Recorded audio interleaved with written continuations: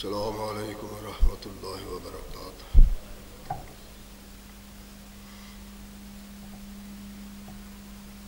الحمد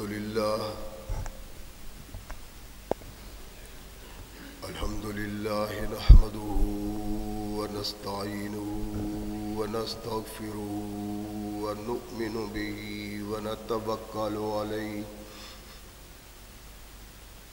ونعوذ باللہ من شرور انفسنا ومن سیئات اعمالنا من يهده الله فلا مضل له ومن يضلل فلا هادي له ونشهد أن لا إله إلا الله وحده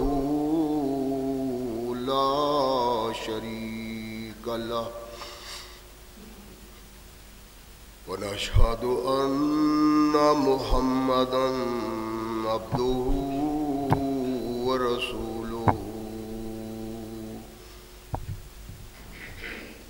أما بعد فأحسن الحديث كتاب الله وخير الهدي هدي محمد صلى الله عليه وسلم وشر الأمور محدثاتها وكل محدثة بدعة وكل بدعة ضلالة وكل ضلالة في النار أما بعد فأعوذ بالله السميع العليم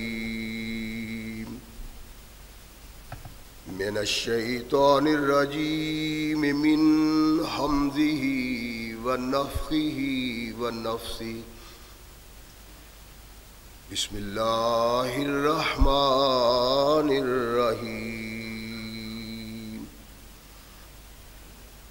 ويوم يعض الظالم على يديه يقول يا ليتني اتخذت مع الرسول سبيلا يا ويلتى ليتني لم أتخذ فلانا خليلا صدق اللہ مولانا العظیم وصدق رسولہ النبی الکریم۔ ہر قسم کی حمد و ثنا، تعریفات و توصیفات اس خالق و مالک کے لیے ہیں جس نے اس ساری کائنات کو تخلیق دیا اور اس کی حسن و آبادی کے لیے حضرت انسان کو تخلیق فرمایا۔ کروڑوں درود و سلام اس ہستی اقدس و مقدس پہ جس کا نام نامی اسم گرامی ہے محمد۔ لاکھوں رحمتیں ان نفوس قدسیہ پہ جنہوں نے سرور کائنات علیہ الصلاۃ والسلام سے اس ضابطۂ حیات کو وصول کیا اور اس کو ہم تک پہنچانے کے لیے اپنا تن من دھن قربان کر دیا۔ اللہ کی یہ بہت بڑا کرم نوازی ہے کہ اس نے اس ضابطۂ حیات کو ہم تک پہنچانے کے لیے ایسے مضبوط ذرائع اور اسباب استعمال فرمائے کہ ان کی موجودگی میں ہم ببانگ دہل کہہ سکتے ہیں کہ یہ ضابطۂ حیات جو آج قرآن کی صورت میں ہمارے ہاتھوں میں موجود ہے، یہ وہی ضابطۂ حیات ہے جو آج سے کم و بیش 1450 سال پہلے نبی کائنات رسول ثقلین حضرت محمد رسول اللہ صلی اللہ علیہ وآلہ وسلم پہ انسانوں کی رشد و ہدایت کے لیے نازل ہوا۔ اللہ کی اس کرم نوازی پہ ہم جس قدر بھی اس کا شکریہ ادا کریں، کما حقہ اس کا شکریہ ادا نہیں ہوتا، اس لیے کہ یہ ضابطۂ حیات وہ دستور المتقی ہے کہ اگر انسان اس سے تعلق پیدا کر لے تو یہ قرآن اس کی دنیاوی زندگی میں ایک عظیم انقلاب پیدا کر دیتا ہے، اور اگر اس کو اپنے جسم و روح پہ جاری و طاری کر لیا جائے تو یہی وہ واحد ضابطۂ حیات ہے جو انسان کو دنیا کے ساتھ ساتھ عقبہ کی کامیابی کی ضمانت بھی دیتا ہے۔ مگر صدحیف ایسے ضابطۂ حیات کی موجودگی کے باوجود آج ہم تختہ ارض پہ ایسی بد نصیبی کی زندگی بسر کر رہے ہیں کہ شاید کوئی قوم تختہ ارض پہ اتنی بد نصیب نہ ہو، اور اس بد نصیبی پہ اور بد نصیبی ہے کہ ابھی ہم نے سوچنا گوارا نہیں کیا کہ ہماری یہ ذلت و نکبت کس سبب ہے۔ اور ظاہر بات ہے اگر انسان اپنے اندر ڈوبے تو اس کو آواز آتی ہے کہ تم کس قدر اتنے ذلیل اور خوار ہو معاشرہ میں، جبکہ تم وہ لوگ تھے جنہوں نے تمام کائنات کی انسانیت کو انسانیت سے روشناس کروایا۔ تو آج کیا ہے؟ وہی قوم آج اتنی ذلت کی شکار ہے کہ ساری قومیں اس پہ ہنستی ہیں۔ یہ بد نصیبی اللہ کے قرآن سے دوری اور رحمت کائنات محمد رسول اللہ صلی اللہ علیہ وسلم کی زندگی کے اعراض سے ایک اللہ کا قرآن، ایک محمد کریم علیہ الصلاۃ والسلام کی سنت، دو چیزیں انسان کے ہاتھ میں آ جائیں تو یہ قرآن اس کو کامیابی کی ضمانت دیتا ہے۔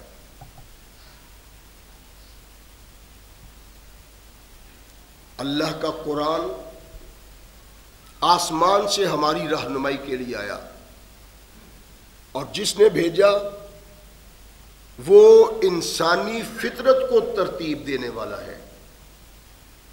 تو اس کا مطلب یہ ہوا کہ قرآن ہماری فطرت کے عین مطابق ہے۔ اگر ہم اس سے رابطہ پیدا کر لیں، اگر ہم اس سے تعلق پیدا کر لیں تو پھر راہ ہدایت پانا بہت آسان بن جاتا ہے۔ اس راہ ہدایت کی وضاحت کائنات کے آقا محمد رسول اللہ صلی اللہ علیہ وسلم نے اس انداز سے کی کہ کوئی کمی رہ نہیں جاتی وضاحت میں۔ لیکن بد نصیبی ہماری یہ ہے کہ ہم کلمہ توحید و رسالت کا اعلان تو کرتے ہیں لیکن سمجھتے نہیں کہ کلمہ توحید و رسالت کیا ہے۔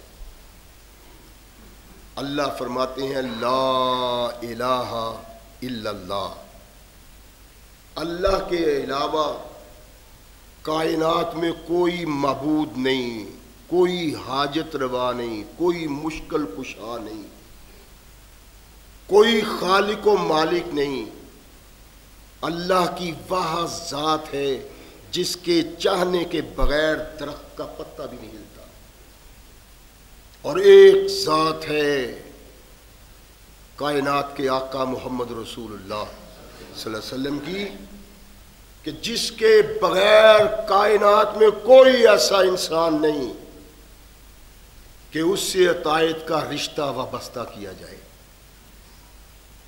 دو پیغام، اللہ اور رسول، جب اس کے ساتھ تیسری شخصیت آ جاتی ہے تو پھر گمراہی کے راستے کھلنا شروع ہو جاتے ہیں۔ اللہ ارشاد فرماتے ہیں کہ قیامت کے دن جب تمام انسان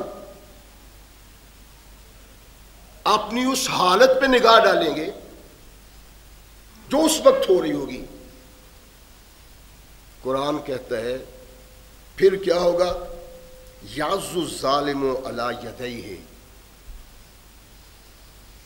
ظالم آدمی جو قرآن کی موجودگی میں، محمد رسول اللہ صلی اللہ علیہ وسلم کی سنت کی موجودگی میں غیر کی طرف دیکھتا رہا،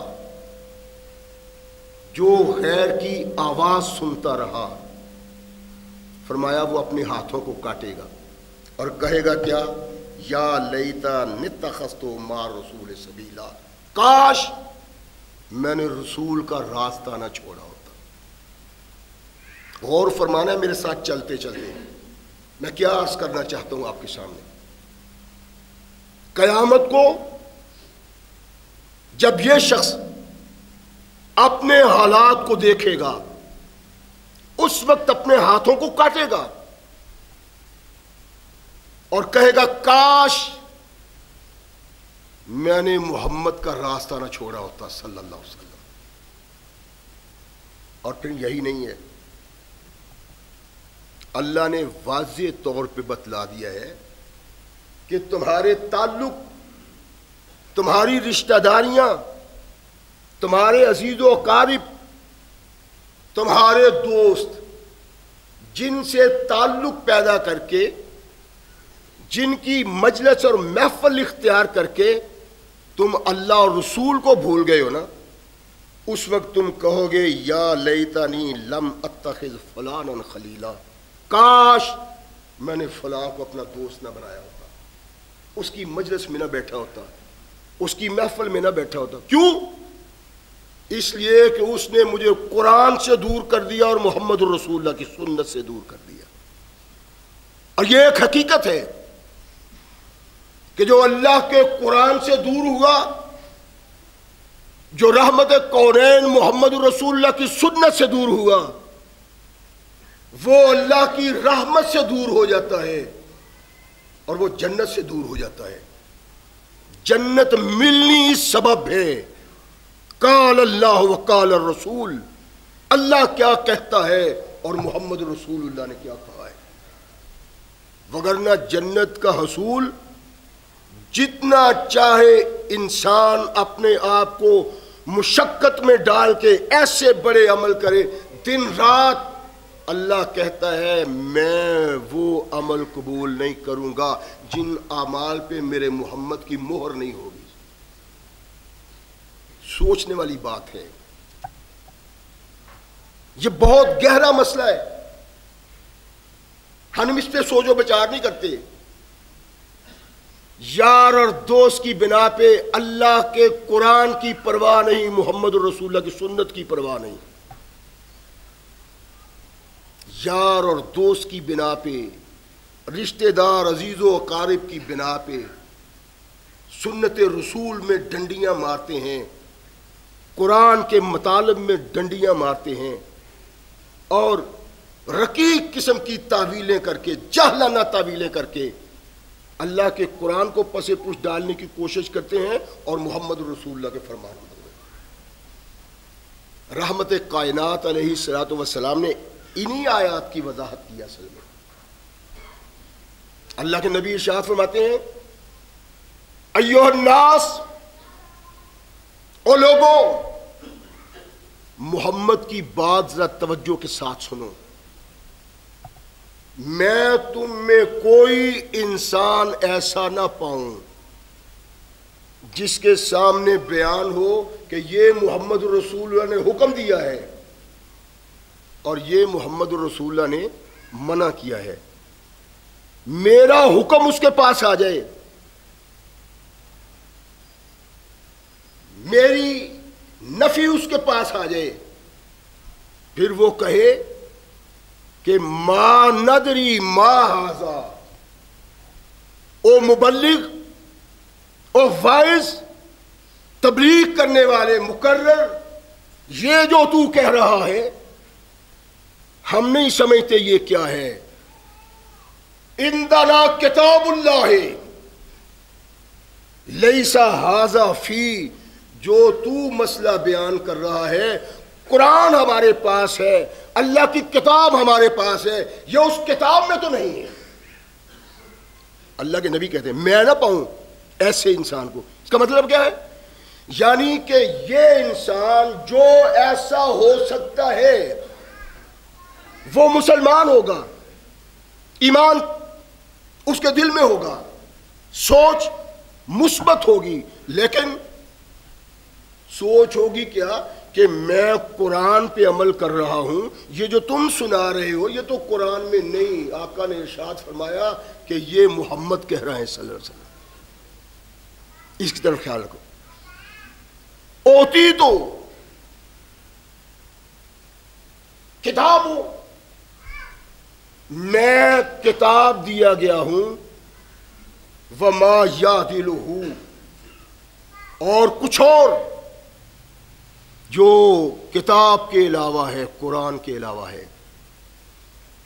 یہی قرآن وحی جلی ہے اور محمد رسول اللہ کا فرمان وحی خفی ہے. وما ینطق عن الہویٰ ان ھو الا وحی یوحیٰ.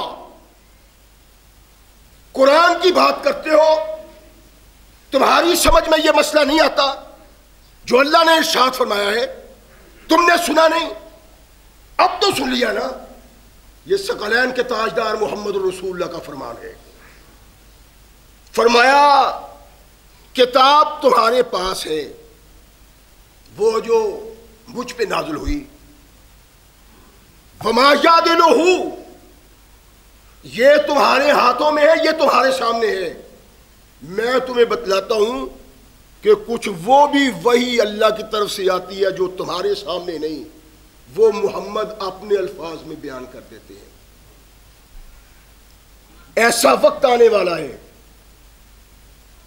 کہ ایک شخص بھرا ہوا پیٹ سوتا ہے کھا کے, ٹیک لگائی ہوئی ہے تکیے پہ, فرعونیت کا اظہار کرتا ہے اپنے کردار میں, تو کہتا ہے بینکم بینی و بینکم کتاب اللہ, میرے اور تمہارے درمیان یہ کتاب موجود ہے. دوسرے واحد بینی و بینکم ھذا الکتاب,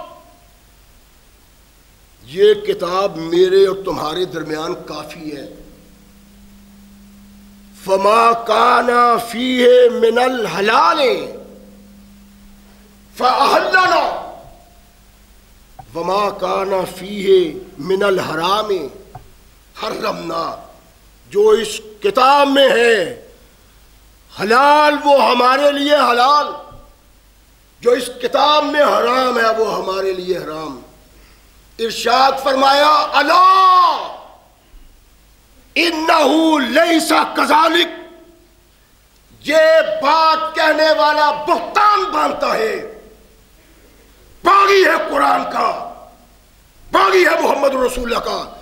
جو اللہ کا قرآن کہتا ہے تم پہ ماننا فرض ہے, جب محمد کا پیغام تم پر پہنچتا ہے وہ بھی ماننا فرض ہے. جو اس سے جدا ہو جاتا ہے, جو اس سے علیحدہ ہو جاتا ہے, وہ یہ سمجھے کہ کائنات کا بدترین انسان ہے اور بد نصیب انسان ہے. کلمہ محمد رسول اللہ کا بڑھتا ہے اور محمد رسول اللہ کے علاوہ کسی اور شخص کی طرف دیکھتا ہے. کائندنا کتاب اللہ, ہمارے پاس اللہ کی کتاب ہے. فرمایا ایسا بد نصیب آدمی اگر تمہارے درمیان بھی تو سن لو, یہ جھوٹ کہتا ہے، ایک چیز اللہ بیان کرتا ہے، فرض ہے، ایک بتاکید بسرار اگر محمد بیان کرتا ہے تو وہ بھی تمہیں واجب ہے۔ غور کی بات ہے، رحمت کائنات محمد رسول اللہ صلی اللہ علیہ وسلم کے ایک فرمان کی بنا پہ ہم آگے چلیں گے۔ سیدنا انس رضی اللہ تعالیٰ عنہ کہتے ہیں کہ کچھ لوگ اکٹھے ہوئے، وہ امہات المومنین کے پاس جاتے ہیں، کس لیے؟ کہ امہات المومنین سے پوچھیں کہ اماں، اللہ کے نبی جو عبادت کیا کرتے تھے گھر میں جس کی ہمیں خبر نہیں ہے، اس عبادت کی تو رہنمائی کریں، بتائیں وہ کیا تھی؟ امہات المومنین میں سے ایک ماں ہماری، وہ ان کو بتلاتی ہے کہ کائنات کے آقا محمد رسول اللہ صلی اللہ علیہ وسلم کی گھر کی زندگی کیسی تھی، گھر میں رات کیسی تھی، گھر میں دن کیسا تھا۔ جب انہوں نے اللہ کے نبی کی عبادت سنی، ان کی ریاست سنی، تو پریشان ہو گئے۔ کیا پریشانی ہے؟ کہنے لگے اللہ کے نبی اتنی رات تک اللہ کی عبادت کرتے ہیں، اتنے روزے رکھتے ہیں، یوں نیکی، یوں اچھائی، یوں بھلائی، یوں خیر، اور اللہ تو قرآن میں کہتا ہے میرے محبوب تیرے دامن میں کوئی کمی نہیں، لیکن اگر کوئی کمی بیشی ہو بھی تو تیرے اللہ نے تجھے معاف کر دی ہوئی ہے۔ اللہ کے نبی تو کوئی گرفت نہیں، ان کو تو پکڑ نہیں، ان کو پوچھ نہیں، اور جس کو پوچھ نہیں ہے، جس کو پکڑ نہیں ہے، جس سے سوال نہیں ہے، وہ اللہ کا نبی ساری رات کھڑا ہو کے قیام کرتا ہے، روزے رکھتا ہے، دن رات نیکیاں، اچھائیاں، بھلائیاں۔ ہماری کیا حیثیت ہے؟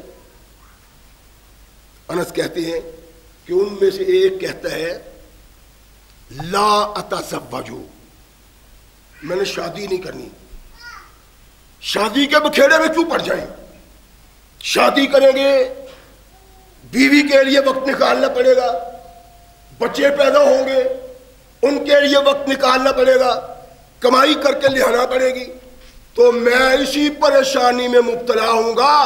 اگر میں یوں ہی مر گیا تو قیامت کو کیا رب کو منہ دکھاؤں گا؟ کون کہتے ہیں؟ رحمت کائنات محمد رسول اللہ کا صحابی۔ کون صحابی جس کے متعلق کائنات کے آقا محمد رسول اللہ صلی اللہ علیہ وسلم نے ارشاد فرمایا کہ میرے تمام صحابہ کو اللہ نے بخش دیا ہے۔ پریشان ہے صحابی، لا تزوجو، میں نکاح نہیں کروں گا۔ ایک دوسرا شخص کہتا ہے کہ لا آکل اللحم، میں گوشت نہیں کھاؤں گا۔ یہ مختلف احادیث کتابوں میں مختلف روایات ہیں، میں گوشت نہیں کھاؤں گا، مقصد وہی ہے جو دوسری روایات میں ہے کہ روزہ رکھوں گا۔ اور تیسرا کہتا ہے لا نامو علی فراش، میں بستر پر اپنی کمر ہی نہیں لگاؤں گا، ساری رات قیام کروں گا، روزہ رکھوں گا، دن رات عمل کروں گا، سونا ختم، آرام ختم، بیوی کا معاملہ ختم، صرف اللہ کی عبادت، صرف اللہ، سجود، قیام، رکوع، قرآن کی تلاوت، اسی میں ساری زندگی بسر کرتے نہیں۔ کونین کے آقا محمد رسول اللہ صلی اللہ علیہ وسلم تک یہ بات پہنچتی ہے۔ مختلف آیات ہے، اللہ کے نبی نے بلایا، اللہ کے نبی ان کے پاس گئے۔ یہ جو بحث کر رہا ہوں نا، اس میں ہے کہ اللہ کے نبی نے سارے لوگوں کو اکٹھا کیا اور کہا کیا ہو گیا لوگوں کو، کس طرح کی یہ زندگی بسر کر رہے ہیں، ان کی سوچ کیا ہے، ان کا فکر کیا ہے، کن خیالات کا اظہار کرتے ہیں؟ اور سنو، تم سب سے زیادہ میرے دل میں اللہ کا خوف ہے اور سب سے زیادہ میں اللہ سے ڈرتا ہوں. اصلی وانام اصوم وافطر واتزوج للنساء. میں قیام بھی کرتا ہوں، رات کو سوتا بھی ہوں، روزہ بھی رکھتا ہوں، افطار بھی کرتا ہوں اور عورتوں سے نکاح بھی کرتا ہوں. یہ جن صحابہ نے کہا ہے کیا ہو گیا ان کو؟ قطعاً اللہ وہ عبادت قبول نہیں کرتا جو تمہاری جان پہ دکھ ڈالتی ہو، تمہیں پریشان کر دے. ایسی عبادت اللہ کو قبول نہیں.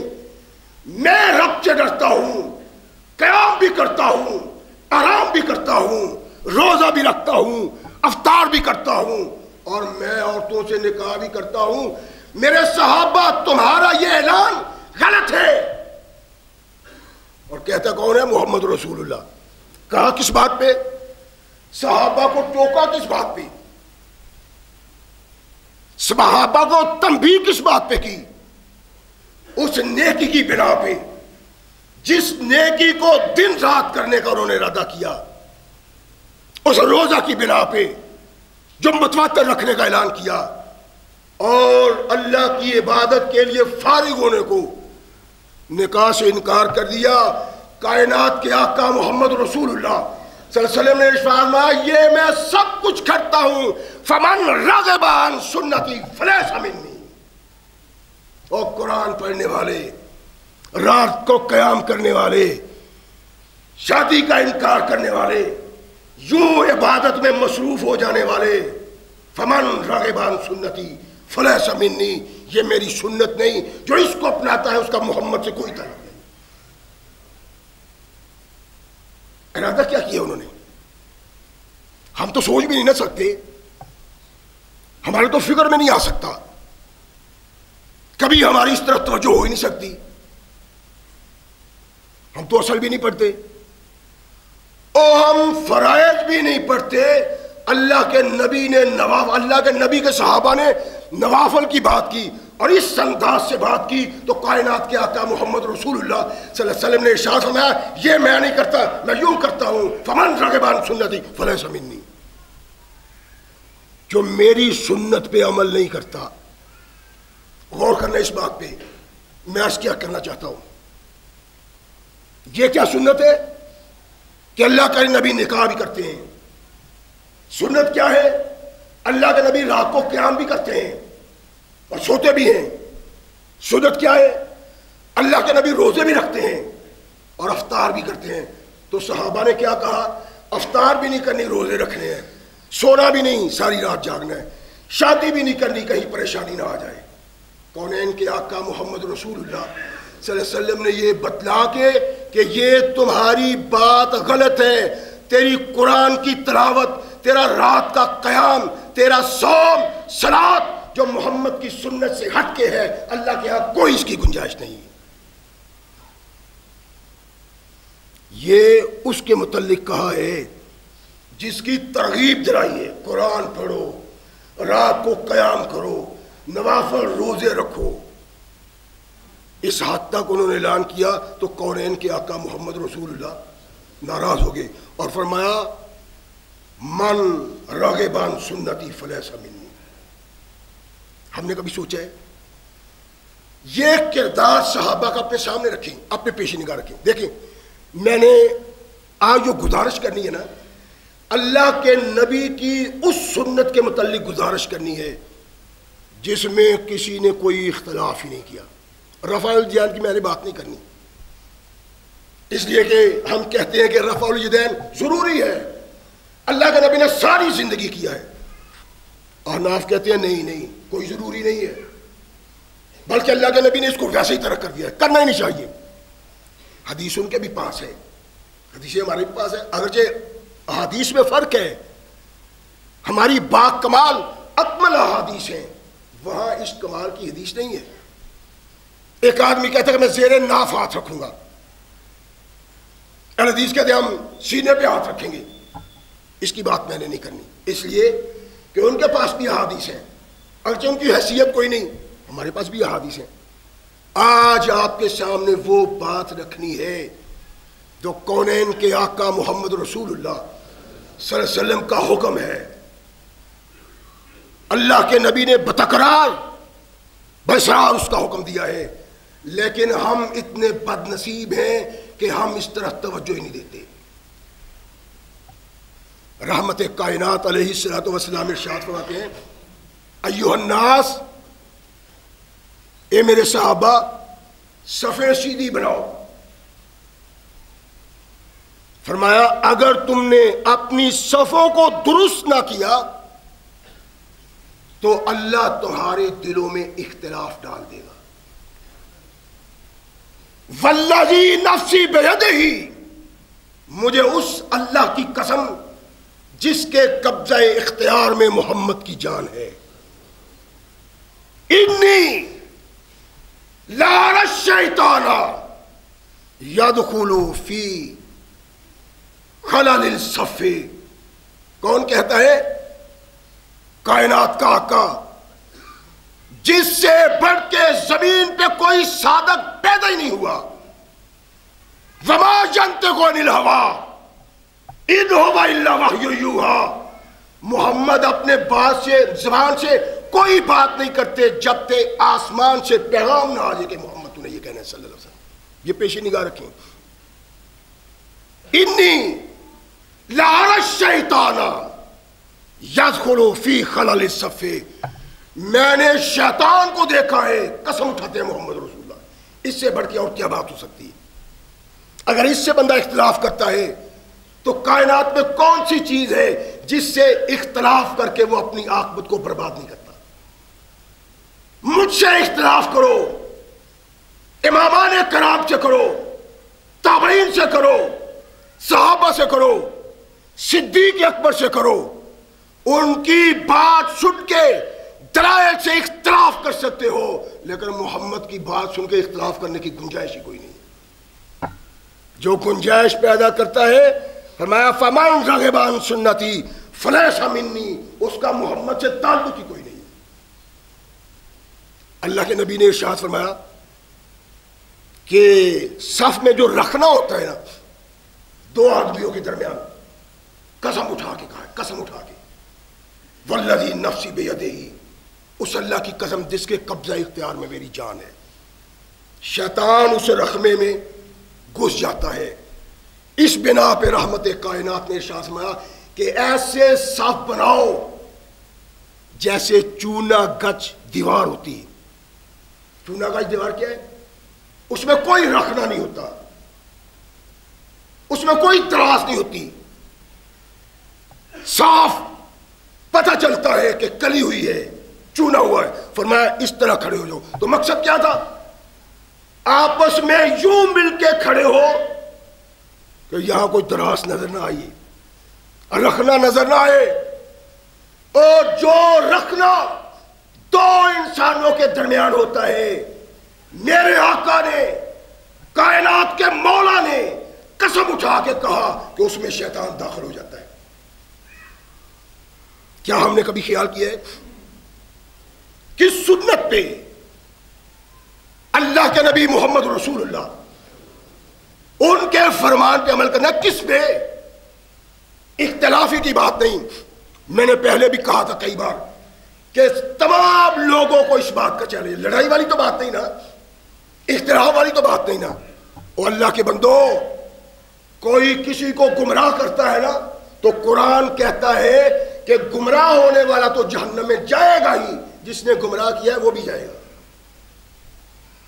مولوی 10-20 ہزار روپے اپنی تقریر کا لیتا ہے، مجھ پہ اللہ کا احسان ہے، اللہ کا کرم ہے، میں اللہ کا قرآن سناتا ہوں، اپنے آقا کا پیغام سناتا ہوں، اور ایک دمڑی بھی سنانے کی نہیں لیتا، اللہ کی رضا کے لیے سناتا ہوں۔ تو کیا جو آدمی ایک دمڑی بھی نہیں لیتا آواز کی، اللہ کی رضا کے لیے کرتا ہے، وہ کسی کو گمراہ کرے گا؟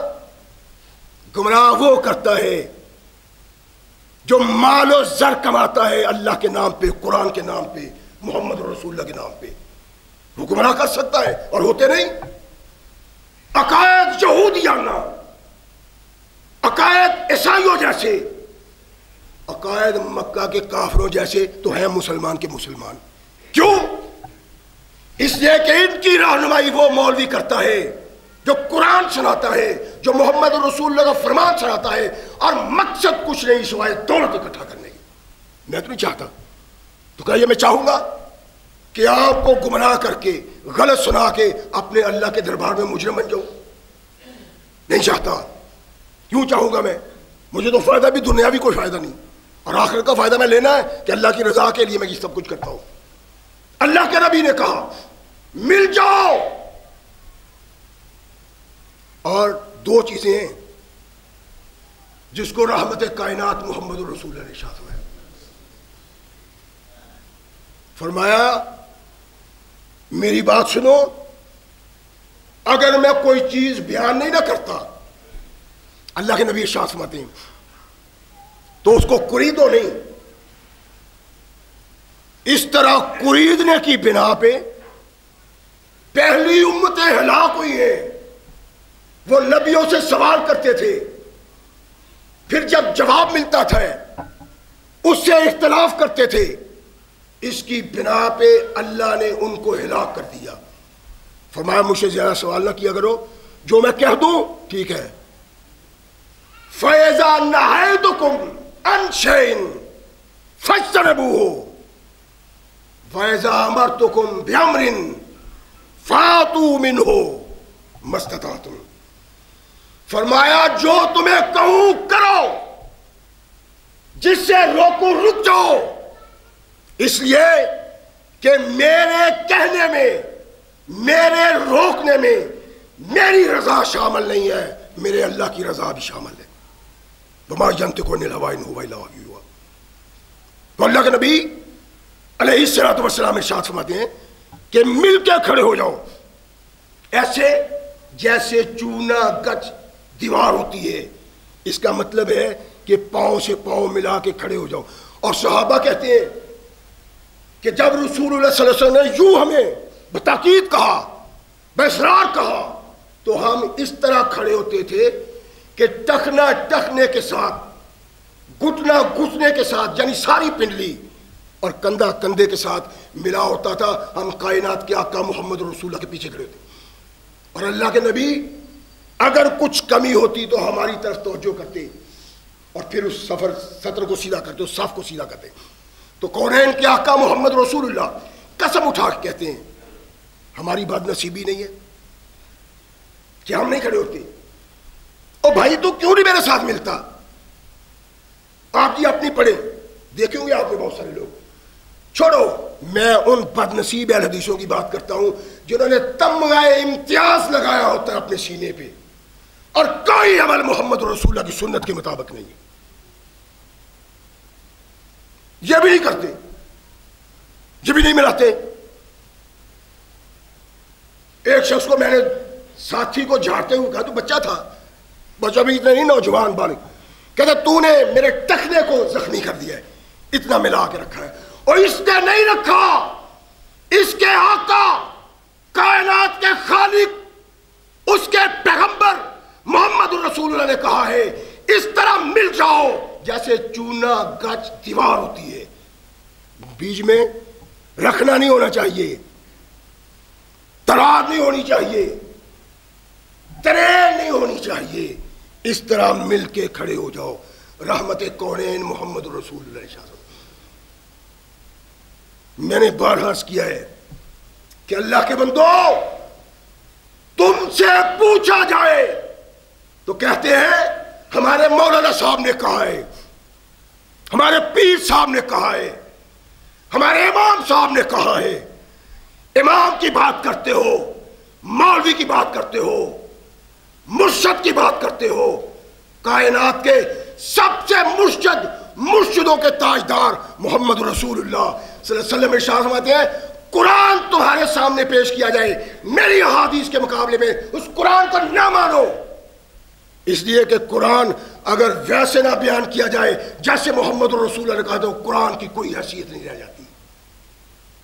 من یطع الرسول فقد اطاع اللہ، جس نے محمد کی اطاعت کی صلی اللہ علیہ وسلم، اصل میں اسی نے قرآن کی اطاعت کی ہے، اصل میں اسی نے اللہ کی اطاعت کی ہے۔ ارشاد فرمایا کہ کوئی کہتا ہے انزلنا کتاب اللہ، اس کی بات نہ مانو، اور اللہ کے نبی نے تو کتاب اللہ کی بات کی ہے، تم پیر کی بات کرتے ہو، مولوی کی بات کرتے ہو، مرشد کی بات کرتے ہو، امام کی بات کرتے ہو، اور اس بنا پہ محمد رسول اللہ کی سنت کو چھوڑ دیتے ہو۔ کونین کے آقا محمد رسول اللہ کا پیغام نہیں ہے فمن رغب عن سنتی فلیس منی، جس کو میری سنت کا علم ہو جاتا ہے پھر وہ اس کو اپناتا نہیں ہے، اس کا محمد سے کوئی تعلق نہیں صلی اللہ علیہ وسلم۔ اور یہ بڑی بد نصیبی ہے، شاید مولوی نے آپ کے سامنے یہ بات نہیں رکھی۔ ثقلین کے تاجدار محمد رسول اللہ صحابہ میں تشریف فرمایا،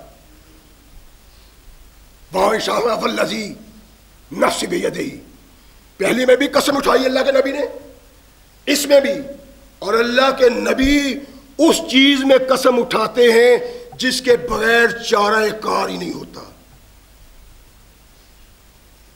ہر بات پہ تو میں قسمیں کھاتا ہوں، آپ قسمیں کھاتے ہیں، ہمارے معاشرے میں قسمیں کھائی جاتی ہیں۔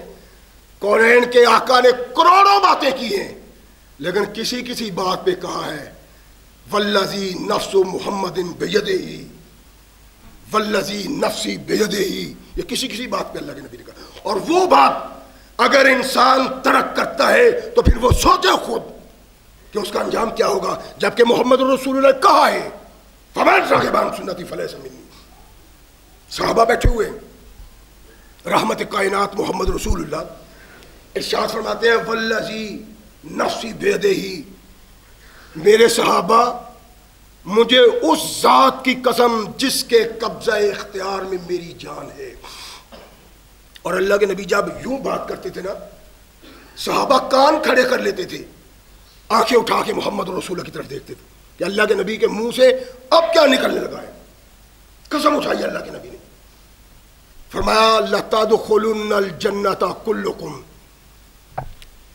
میرے صحابہ تمام ملت، تمام افراد، تمام مسلمان جنت میں داخل ہوں گے۔ قسم اٹھائیے والذی نفسی بیدہ، اس کی قسم جس کے قبضہ میں میری جان ہے، لَتَدْخُلُنَّ الْجَنَّةَ كُلُّكُمْ، تمام تم لوگ جنت میں جاؤ گے۔ صحابہ خوش ہیں، منتظر ہیں کہ اللہ کے نبی کہتے کیا ہے، بات چلتی کیا ہے، بات بنتی کیا ہے۔ فرمایا الا من ابا وشرد علی اللہ کشراد البعیر، کہاں سوائے اس انکار کے جو میرا انکار کرتا ہے، میرا انکار کرتا ہے اور اللہ کے خلاف سرکشی کرتا ہے، جس طرح اونٹ سرکش ہوتا ہے۔ اونٹ سرکش پتہ جب ہوتا ہے تو وہ اپنے مالک کا بھی خیال نہیں کرتا، جو آگے آ گیا وہ ختم، مالک بھی پاؤں کے نیچے کچلا جاتا ہے۔ فرمایا وہ آدمی جو میرا انکار کرتا ہے وشرد علی اللہ، اور اللہ کی سرکشی کرتا ہے، کیسے؟ کشراد الحمیر، کشراد البعیر، جیسے اونٹ سرکش ہوتا ہے۔ صحابہ نے سنا، پہلے تو خوشی کی انتہا ہے، انبساط ہے، چہرہ کھلا ہوا ہے، شاداں ہے کہ اللہ کے نبی نے قسم اٹھا کے کہا ہے کہ تم سب جنت میں جاؤ گے۔ جس طرح ہمارے مولوی دھوکہ دینے کے لیے کرتے ہیں نا، مال و زر اکٹھا کرنے کے لیے، کہ باغ جنت میں محمد مسکراتے جائیں گے، پھول رحمت کی کھلیں گے، ہم اٹھاتے جائیں گے، پتہ ہی نہیں فرشتوں نے گرز پکڑے ہونے ہیں۔ یہ محمد کی امت ہے جنہوں نے دین محمد کو اجاڑ کے رکھ دیا، برباد کر کے رکھ دیا۔ مسلم کی روایت ہے، صحیح کتاب کی صحیح روایت سندن متن، کہ لاٹھیاں ماریں گے، گرز ماریں گے ان لوگوں کو جنہوں نے دنیا میں بدعت کی ہوگی اور محمد رسول اللہ کے دین کو بگاڑا ہوگا۔ الا من ابا وشرد علی اللہ، کہتے ہیں صحابی من یابا، یا رسول اللہ وہ بدبخت بدنصیب آدمی کون ہے جو جنت میں جانے سے انکار کرے، آپ کہہ رہے ہیں اللہ من ابا، ساری امت جائے گی سوائے اس کو جس نے انکار کیا۔ اللہ کے نبی وہ کون ہے بد نصیب؟ فرمایا من اتانی، غور فرمائے نبی کائنات محمد رسول اللہ کے الفاظ میں، سندن متنن، پاسے کا سونا حدیث ہے جو میں یہ بیان کر رہا ہوں۔ اللہ کے نبی نے کہا من اتانی دخل الجنہ ومن عصانی کذبا، جس نے محمد کی سنت پہ عمل کیا وہ جنت میں جائے گا، جس نے سنت سے اعراض کیا جنت میں نہیں جا سکتا۔ اس نے انکار کیا ہے محمد رسول اللہ کا، نافرمانی کی ہے محمد رسول اللہ کی۔ یہ اللہ کے نبی کا پیغام ہے، اور میں وہ چیز بیان نہیں کرتا جو اختلافی ہے۔ مولوی کہے گا کہ ہمارے پاس بھی حدیث ہے، آپ جائیں کسی بھی مولوی کے پاس، کسی مرشد کے پاس، لڑائی والی بات نہیں بابا، تمہارے مستقبل کی تابناکی کی بات کرتا ہوں، تمہارے مستقبل کی اچھائی کی بات کرتا ہوں۔ قیامت کے دن تم اپنے اعمال ڈھونڈتے پھرو گے، کوئی عمل تمہارے نامہ اعمال میں نہیں ہوگا، تو پانا نہیں ملے گا تب اگر ہم محمد رسول اللہ کی سنت پہ عمل کرتے ہیں۔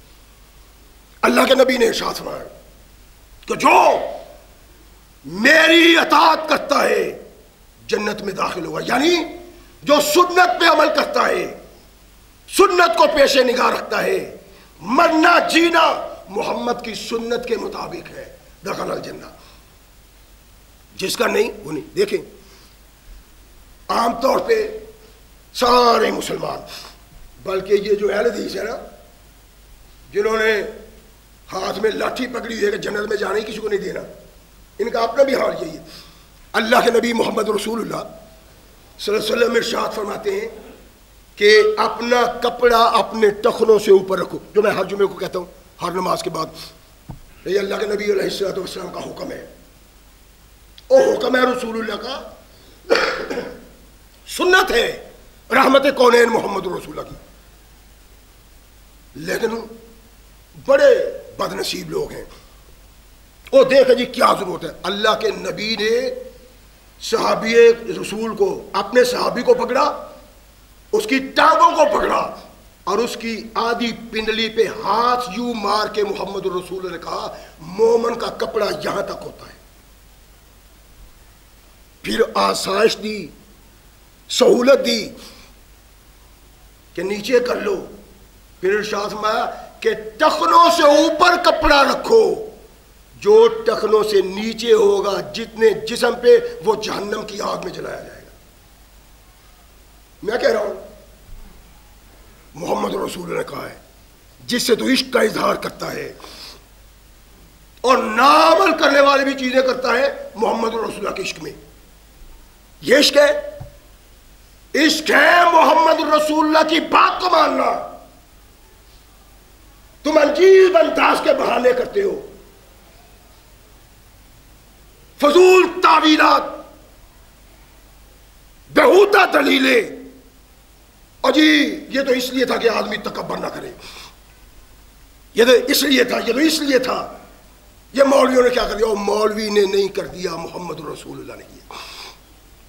اللہ کے نبی نے کہا اپنا کپڑا اپنے ٹخنوں سے اوپر رکھو، جو ٹخنوں سے نیچے ہوگا وہ جہنم کی آگ میں جلایا جائے گا۔ سنانا چاہتا ہوں آپ کو، بتلانا چاہتا ہوں کہ اس دنیا سے چلے جانا ہے، جہاں ہمیشہ رہنا ہے وہاں عزت و وقار اس کو ملے گا جو محمد الرسول اللہ کی سنت پہ عمل کرتا ہے۔ رحمت کائنات محمد رسول اللہ ارشاد فرماتے ہیں کہ جو بھی آدمی عمل کرتا ہے وہ عمل رغبت کی بنا کرتا ہے، چاہت کی بنا پہ، شوق کی بنا پہ جو بھی عمل کرتا ہے، تو ارشاد فرمایا سنو، فمن کانت شرتہ الی سنتی کفلھا، جس نے رغبت سے، چاہت سے محمد کی سنت پہ عمل کیا وہ فلاح پا گیا، کامیابی پا گیا، جنت اس کا نصیبہ بن گیا جو محمد رسول اللہ صلی اللہ علیہ وسلم کی سنت کی طرف رغبت کرتا ہے. شراتہ الی سنتی، جو میری سنت کی طرف رغبت کے ساتھ، اور یہ جو رغبت ہے فطری تقاضا ہے، جو محبت کی سنت کی طرف رغبت سے بڑھتا ہے تو اس کا مطلب یہ ہوا اس کو محمد رسول اللہ سے بہت پیار ہے، یہ محمد رسول اللہ سے تعلق رکھنے والا ہے، یہ عاشق رسول ہے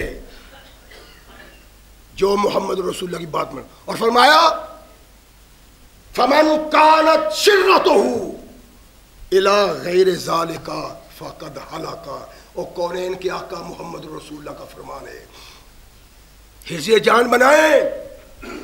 فرمایا جو میری سنت کی طرف رغبت کے ساتھ نہیں بڑھتا فقد ہلاک، وہ انسان ہلاک ہو گیا. کبھی سوچا ہم نے یہ کیا ہے؟ او جی کیا بات ہے، سنت پہ عمل کرنے کو ضروری ہے،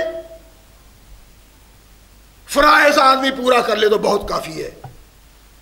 تیری یہ واہیات بات کٹ ہو سکتی بغاوت، اس کا پتہ تب چلے گا جب محمد رسول اللہ کے سامنے اللہ کے دربار میں آؤ گے کہ سنت پہ عمل کرنا کتنا ضروری ہے. ضروری نہیں ہے، کون کہتا ہے یہ فرض ہے، لیکن ہے محمد رسول اللہ کی سنت.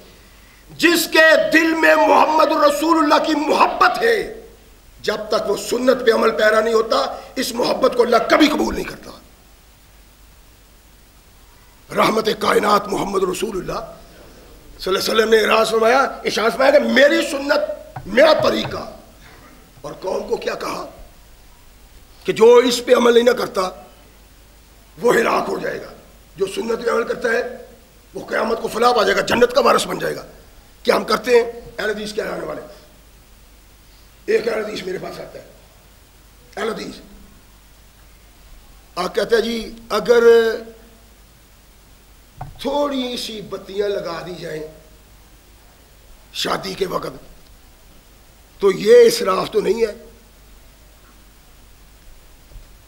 میں نے پہلے بھی ایک خطبہ جمعہ میں عرض کیا تھا، میں نے اس سے کہا تھا کہ اگر کوئی محمد رسول اللہ کی پیدائش کے وقت بتیاں لگا رہے تھے نا تو تمہارے پیڑ میں بال پڑتے ہیں. یہ اس لیے کہہ رہا ہوں تو یہاں کہہ رہا ہے، وگرنہ غلط ہے. اس نبی کائنات کی پیدائش پہ جو انسان کو دس دیتا ہے، جو انسان کو حکم دیتا ہے سادگی کا، اور کائنات کے آقا نے اپنی پیدائش پہ خوشی کرنے کا اظہار کیا ہے، طریقہ بتلایا کہ سوار کو روزہ رکھو اس لیے کہ سوار کو محمد رسول اللہ پیدا ہوئے تھے. جاؤ کسی مولوی سے پوچھو، یہ جشن میں لانے والے کسی سے پوچھو کبھی کسی نے سوار کا روزہ رکھا ہے؟ نبی پاک نے تو یہ ارشاد میں ہے. خوشی یہ ہے جو کچھ اہل حدیث کرتے ہیں، کچھ کرتے ہیں سارے نہیں، کچھ اہل حدیث کرتے ہیں کہ سوار کو روزہ رکھتے ہیں. تم رکھتے ہو جشن میں لانے والے؟ جیسے تو یہ ہے جو محمد رسول اللہ کہتے ہیں. اللہ کے نبی علیہ الصلوۃ والسلام نے ارشاد میں سادگی اختیار کر. تو کہتا ہے تھوڑی سی، آج تو نے تھوڑی سی لگائی ہے، کل تیرا بیٹا زیادہ لگائے گا اور پھر اگلا آئے گا اس سے بھی زیادہ لگائے گا. رحمت کائنات محمد رسول اللہ صلی اللہ علیہ وسلم نے سادگی ارشاد فرمائی ہے. اور جتنا بڑا مومن کانت آدمی ہے اگر وہ باغی ہے، سرکش ہے، اسراف کرنے والا ہے، تبذیر کرنے والا ہے، وہ محمد رسول اللہ صلی اللہ علیہ وسلم کو کوئی تعلق نہیں رکھتا. آپ نے دیکھا نہیں پچھلے دنوں میں میرا شاید لاہور میں وہ اپنا آدمی ہے جلال سنس، اس نے اپنے بچے کی شادی پہ 200 کروڑ روپے استعمال کیا. 200 کروڑ. اگر اتنا وہ 1000 مسلمان غریب پہ تقسیم کرتا، 2000 پہ کرتا، 3000 پہ کرتا تو وہ ساری زندگی آسائش کی زندگی بسر کر سکتے تھے. اس عیاش نے، نبی کے باغی نے، قرآن کے باغی میں 200 کروڑ روپیہ خرچ کیا تھا اپنے بچے کی شادی پہ. یہ مسلمان ہے. اللہ کے نبی نے ارشاد میں سادہ زندگی. یہ سادہ زندگی کب بسر نہیں کرتے؟ کونین کے آقا محمد رسول اللہ صلی اللہ علیہ وسلم نے اپنے صحابہ کو علم کی بنیاد پہ اس مقام پہ پہنچایا ہے کہ جو وہ اپنے منہ سے بات کرتے ہیں سونے کی بات لگتی ہے. سیدنا علی مرتضیٰ رضی اللہ تعالیٰ عنہ بیٹھے. اصلو جنت کے ٹھیکیدار بھائیو تم سنو، اتنا روپیہ ضائع کرتے ہو تقریبات پہ کہ قیامت کے دن محمد الرسول اللہ کے سامنے شرمندگی اٹھانا پڑے گی تمہیں. سادگی کا حکم ہے اللہ کے نبی کا. یہ جو اسراف ہے نا، اللہ شاہ کلو واشربو ولا تسرفو، کھاؤ پیو لیکن اسراف نہ کرو. اسراف کا جو لفظ ہے وہ وہاں بولا جاتا ہے جہاں خرچ کرنے کی ضرورت ہے، ضروری ہے خرچ کرنا، وہاں زیادہ کیا جائے تو لفظ اسراف بولا جاتا ہے. وگرنہ ولا تبذروا ان المبذرین کانوا اخوان الشیاطین، قرآن کہتا ہے فضول خرچی نہ کرو. یہ فضول خرچی کیا ہے؟ جہاں ضرورت ہی نہیں تو وہاں ہزاروں روپے لگا دینے، یہ تبذر ہے. تبذر شیطان سے رشتہ ہے، اور صحیح مقام پہ خرچ کرنا بھی زیادہ وہ اسراف ہے. رحمت کائنات محمد رسول اللہ صلی اللہ علیہ وسلم نے ارشاد فرمایا تمہاری زندگی سادہ ہونی چاہیے. علی المرتضیٰ کے پاس بیٹھا ہو ایک شخص، ایک آدمی آتا ہے، کہنے لگا حضرت یہ جو آدمی ہے نا یہ بڑا اچھا تھا، اب یہ ویسا نہیں رہا. ثقلین کے تاجدار محمد رسول اللہ صلی اللہ علیہ وسلم کے غلام کی بات سنیں. علی المرتضیٰ کہتے ہیں دراصل یہ پہلے بھی ایسے ہی تھا، غربت نے اس بے غیرتی پہ پردہ ڈالا ہوا تھا. غربت نے اس بے حیائی پہ پردہ ڈالا ہوا تھا. اب اس کی دولت نے پردہ اٹھا دیا ہے تو یہ ننگا ہو گیا ہے. یہی ہمارا حال ہے. سادگی اس وقت تک ہے جب پلے کچھ نہیں، جب آ جاتا ہے تو پھر مسئلے پوچھتا ہے. یہ بھی ہو سکتا ہے کہ نہیں جی سنا ہے کہ آنے والے کی خدمت اچھے طریقے سے کرنی چاہیے، اللہ کے نبی نے کہا ہے لیکن یہ نہیں کہا کہ تو اپنی ولیمے پہ اپنی برات میں تو 4 5 ڈشیں بنا کے بیٹھ جائے. شرم کرنی چاہیے آدمی کو. فاروق اعظم رضی اللہ تعالیٰ عنہ کھانا کھا رہے، دسترخوان پہ 2 سالن آ گئے، ایک زیتون کا تیل اور ایک سالن. ارشاد فرمایا ایک اٹھا کے لے جاؤ. عرض کیا امیر المومنین یہ تو تویل ہے؟ فرمایا یہ بھی سالن ہے. میں نہیں چاہتا اللہ قیامت کو کہے تو دنیا میں اپنا ایسا کھا آیا ہے. یہ ہے مسلمانی، یہ اسلام جو محمد رسول اللہ صلی اللہ علیہ وسلم لائے تھے اور جس سے ہمیں آشنا کروایا تھا محمد رسول اللہ. ارشاد فرمایا کہ انسان کو ویسے زندگی بسر کرنا چاہیے جیسے محمد رسول اللہ کا ارشاد ہے. کنویں نکالنا، او میں بخاری شریف پڑھا ہوا ہوں، میں جی مسلم پڑھا ہوا ہوں. بخاری مسلم پڑھنے سے کیا ہوتا ہے؟ او حدیث کے کئی ترک ہوتے ہیں. جب تک سب کو نہ دیکھا جائے بخاری کی روایت بھی سمجھ نہیں آتی. میں نے عرض کیا تھا شاید آپ کو یاد ہو خطبہ جمعہ میں کہ میں بڑا بل کھایا کرتا تھا، مجھے بڑا غصہ آیا کرتا تھا جب میں فقہ حنفیہ سے تعلق رکھنے والے لوگوں کا یہ فتویٰ پڑھتا تھا نا کہ جو آدمی خود ہی حدیث پڑھتا ہے وہ گمراہ ہو جاتا ہے. بڑا غصہ آتا تھا مجھے، میرا دل چاہتا تھا کہ لاٹھی لوں اور ان کے سر پہ ماروں. لیکن ایک بخاری پڑھنے والا میرے پاس آ گیا، کہنے لگا جی یہ بخاری میں کیا لکھا ہوا ہے؟ میں نے کہا کیا لکھا ہوا ہے؟ کہ اللہ کے نبی نے ان مجرموں کی آنکھوں میں گرم سلائیاں پھیر دیں، اللہ کے نبی نے ان کے ہاتھ کاٹ دیے، اللہ کے نبی نے یہ کیا لکھا ہوا ہے؟ میں نے اس سے سب سے پہلے یہی کہا تھا کہ آج مجھے پتا چل گیا ہے کہ جو انہوں نے کہا تھا خود ہی پڑھنے والا حدیث کی کتاب گمراہ ہو جاتا ہے، یہی بات ہے. اور تو نے اس کی تحقیق نہیں کی.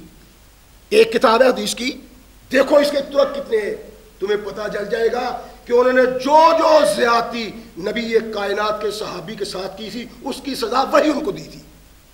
اس نے تو صرف بخاری پڑھی ہوئی تھی. اللہ کے بندو اللہ کہتا ہے میں یطع الرسول فقد اطاع اللہ، جس نے رسول کی اطاعت کی اس نے اللہ کی اطاعت کی. اور چھوٹی چھوٹی سنتیں جن کو ہم معمولی سمجھتے ہیں یہ وہ کردار ادا کریں گی قیامت کے دن. انجام وہ ہوگا کہ آدمی سوچ کے حیران ہوگا کاش چھوٹی سے چھوٹی سنت پہ عمل کیا ہوتا. ساری چیزیں چھوڑ دو، کسی کی کوئی حیثیت نہیں، کوئی دین میں اپنا مقام اور مرتبہ نہیں رکھتا سوائے اس شخص کے جو آپ کا ہاتھ پکڑ کے محمد رسول اللہ تک لے جاتا ہے. اس کا کام اتنا ہی ہے، وہ اس نے کردار ادا کر دیا، اس سے آگے کچھ نہیں.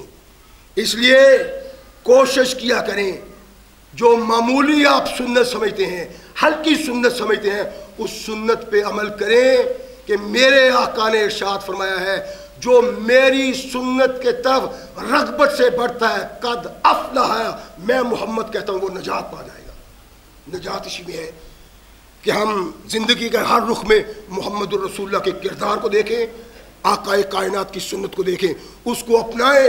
اس کا نتیجہ یہ نکلے گا کہ اللہ کے فضل و رحمت سے اس جنت میں پہنچ جائیں گے جس جنت سے بابا کی معمولی غلطی کی بنا پہ ہمیں نکالا گیا ہے. اللہ ہمیں صحیح مسلمان بننے کی توفیق عطا فرمائے. وآخر دعوانا الحمدللہ رب العالمین.